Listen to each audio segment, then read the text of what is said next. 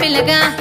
ఓ పిల్లగా యహే ఓ పిల్లగా ఎంకటేశు చూడకపోతుంటవో కానకపోతుంటవో నా పిల్లగా ఎంకటేశు చూడకపోతుంటవో కానకపోతుంటవో